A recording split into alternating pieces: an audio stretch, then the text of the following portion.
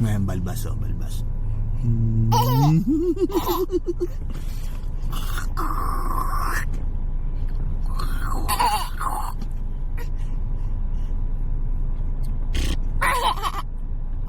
Hello, telephone? Hello?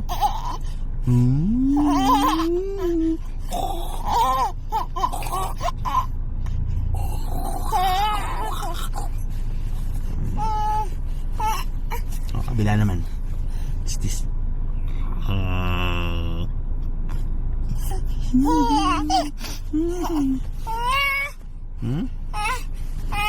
Ano nga?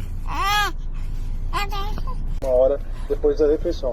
Fazer o uso desses medicamentos com o estômago vazio, em jejum, é altamente desaconselhável, porque eles são muito abrasivos ao estômago, são muito agressivos com o estômago, causam inclusive gastropatias, doenças do estômago. Não é bom fazer uso dele de estômago vazio. A doutora recomenda que você continue fazendo o uso do medicamento, mas use uma hora após a refeição. E ela sugere também que você faça um diário da sua dor. Como assim um diário da sua dor? Sim, um diário. Você vai colocar assim, primeiro dia, a minha dor no início do dia estava em intensidade alta. Aí chegou no meio do dia, a intensidade melhorou ou piorou, entendeu? Ou continuou a mesma.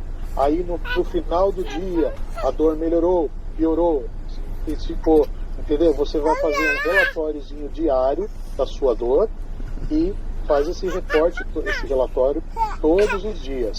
Ao acordar, a minha dor estava no nível 5 de 10, 5/10, aí no meio-dia chegou a 7/10, aí às 18 horas estava em 6/10. O medicamento, no caso, ajude a amenizar ao máximo a dor, mesmo durante a realização dos exercícios, tá bom? Para que a dor não venha impossibilitar você de praticar o exercício, ok?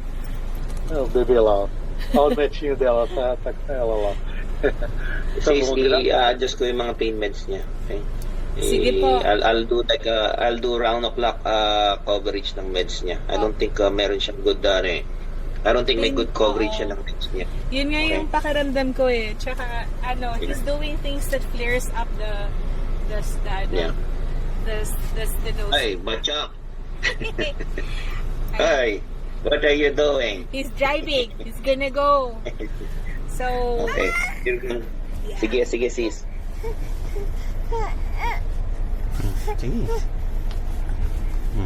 So, follow up with Sis Odette. And then, Irma Julio, after this, we're gonna talk about his medications, okay? We might have to make adjustments on the medications.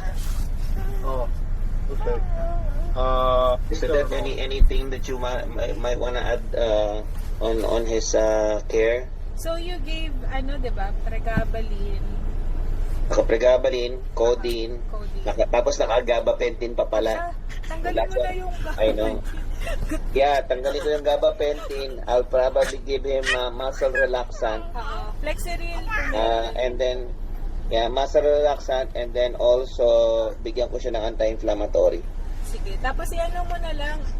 Iniisip ko ano kaya ako i-boost mo ng i-boost mo siya ng prednisone sa mga kahit 3 Pwede. araw.